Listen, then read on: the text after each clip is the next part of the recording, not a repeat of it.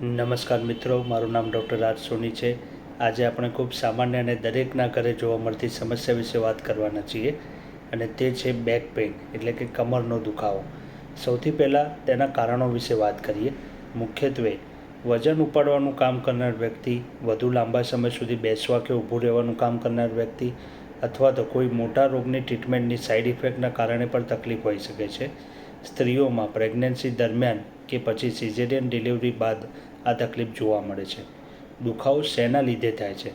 વધુ ઉંમરની વ્યક્તિઓમાં મણકામાં કેલ્શિયમની ખામીને કારણે ઘસારો થાય છે અથવા મણકા એકબીજાને અડકી જાય કે એકબીજાની નજીક આવી જાય ત્યારે ગાદી પર દબાણને કારણે દુખાવો થાય છે।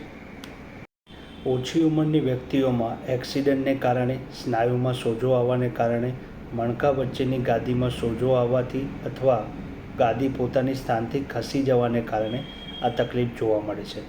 મુખ્યત્વે લક્ષણો શું જોવા મળે તો બેસવામાં, ઉઠવામાં કે ઊંઘવામાં સતત દુખાવો ચાલુ રહે, વજન ઓછું થાય, કોઈ એક બાજુના કમરના ભાગમાં દુખાવો થવો કે જે નીચે પગ સુધી લંબાય અને કમરમાં કે પગના ભાગમાં જણજણાટી થવી, દુખાવાના ભાગમાં સોજો આવવો, તે ભાગમાં કડકપણ લાગવું વગેરે જેવા લક્ષણો જોવા મળે છે।